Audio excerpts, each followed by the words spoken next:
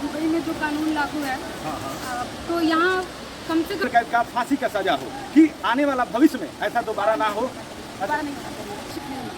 और अगर ऐसे ही हालात बढ़ते रहे तो फिर आगे चल के और भी प्रॉब्लम हो सकता है। अब बच्चे क्या स्कूल भी नहीं जाए, है ना, तो इस पर सरकार को थोड़ा ध्यान देना चाहिए, प्रशासन को ध्यान देना चाहिए। दो घटनाएं हुई, तो इससे या तो प्रशासन विफल है या अभी हमारे साथ एक फैमिली है जो एनजीओ चलाते हैं और काफी पेड़ पौधा वृक्ष लगाते हैं। चलिए सर से बात करते हैं। नमस्कार सर। सर आप लोग वृक्ष लगाते हैं? हाँ, हमारी संस्था है कोपल जागृति मंच, जो एनजीओ द्वारा संचालित है।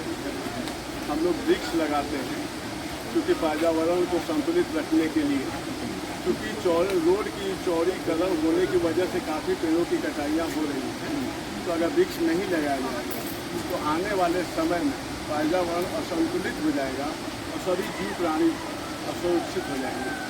इसलिए हम लोग वृक्ष लगा रहे हैं, लोगों को प्रोत्साहित भी कर रहे हैं और खुद भी लगवा रहे हैं। कितना वृक्ष लगाने का टारगेट है? अभी तक तो फिलहाल 500 का टारगेट है। अभी यहाँ तुतला भवानी पे आए थे हम लोग, जो फॉरेस्ट डिपार्टमेंट से अभी कुछ कारणों से अभी पेड़ मिलने में, वृक्ष मिलने में विलम्ब हुई, तब तक वहाँ से डेयरी से ले आए थे 11-12 वृक्ष, वही हम लोगों ने वृक्ष रोपण किया। जैसे कि आप लोग वृक्ष लगा रहे हैं, पर्यावरण बचा रहे हैं, कहीं ना कहीं हमारे समाज में आज के डेट में सबका उच्चारण नहीं करना चाहते हैं। आज इन मामले बढ़ते जा रहे हैं, तो पर क्या बोलना चाहते हैं? नहीं, बेटियां तो बहुत सुरक्षित नहीं है।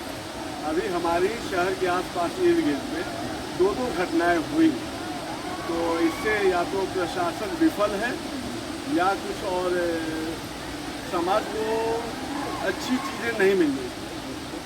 जो बेटी पढ़ाओ बेटी बचाओ का नारा तो स्लोगन तो चल रहा है, लेकिन सुरक्षित नहीं। ऐसे ऐसे समाज में लोग घूम रहे हैं, उन पर आप क्या बोलना चाहते हैं? कहीं ना कहीं युवा पीढ़ी है, युवा को क्या बोलना चाहते हैं? हम तो यही कहेंगे कि लड़का हो या लड़की, सतर्क दोनों को रहना चाहिए। बहुत अच्छा लगा आपसे बात करके। एक मैम है, मैम से बात करते हैं। नमस्कार। आज आपने भी बहुत सारा यूट्यूब के दुनिया में वीडियो देखा होगा, बहुत सारे वीडियो आ रहे हैं, इस पर आप क्या बोलना चाहते हैं? जैसे श्रेया मामला हुआ, नीतू मामला हुआ, आप कहीं ना कहीं लेडीज हैं, तो आपका मेंटलिटी क्या है? सर मेरी मेंटलिटी ये है कि हमने फैमिली को गौर करना चाहिए, क्योंकि लड़कियाँ सुरक्षित नहीं हैं। और अगर ऐसे हालात बढ़ते रहे तो फिर आगे चल के और भी प्रॉब्लम हो सकता है। अब बच्चे क्या स्कूल भी नहीं जाए, है ना, तो इस पर सरकार को थोड़ा ध्यान देना चाहिए, प्रशासन को ध्यान देना चाहिए, क्योंकि ये दो मामला होगा। अगर एक रहता तो अलग बात है। तो लड़कियों को क्या बोलना चाहते हैं हमारे वीडियो में? हाँ, मैं लड़कियों को ये बोलना चाहती हूँ कि पहले तो आप अगर आपको ऐसा अनुभव होता है, क्योंकि ये एक बार में नहीं होता है, ये आपको कंटिन्यू, आपको ऐसा अनुभव होना चाहिए कि कोई मुझे परेशान कर रहा है, कोई पीछा कर रहा है, तो ये या तो आप गार्जियन से डायरेक्टली बात कर लीजिए, चाहे आप किसी आपके दोस्त हैं, सर है, या उससे कॉन्टेक्ट करिए, या फिर अगर पॉसिबल हो तो प्रशासन को बताइए कि आप परेशान हैं। 112 नाइन बिल्कुल बिल्कुल। आइए एक मैम है, मैम से भी बात करते हैं, गार्जियन है, पेरेंट्स से नमस्कार। आज आप भी बहुत सारा वीडियो देखती होंगी, जैसे श्रेया मामला हुआ, नीतू मामला हुआ, तो एक पेरेंट्स क्या सोचते हैं ऐसे मामले में? जैसे लड़कियों को आगे नहीं बढ़ने दिया जाता है, पढ़ाई बंद करा दिया जाता है। पेरेंट्स को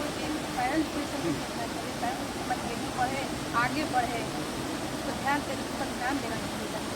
बेटी पढ़े, आगे बढ़े, यहाँ जैसे है प्रॉब्लम दोबारा आप निंदा करें। हाँ, जैसे ये सब जो करते हैं, वो कैसे सजा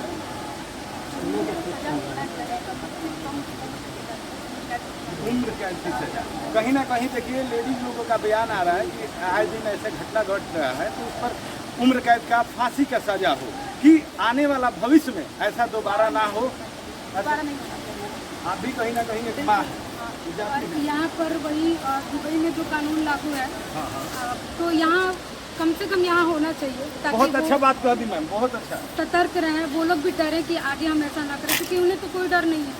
वो सोचते कि हम करेंगे और खुलेआम को इस पर कार्रवाई होगी। चलिए बहुत अच्छा लगा। सर एनजीओ चलाते हैं, घर से बात की, इनका फैमिली लोग से भी बात की, काफ़ी लोग जुड़े हुए थे। आप देखते रहिए।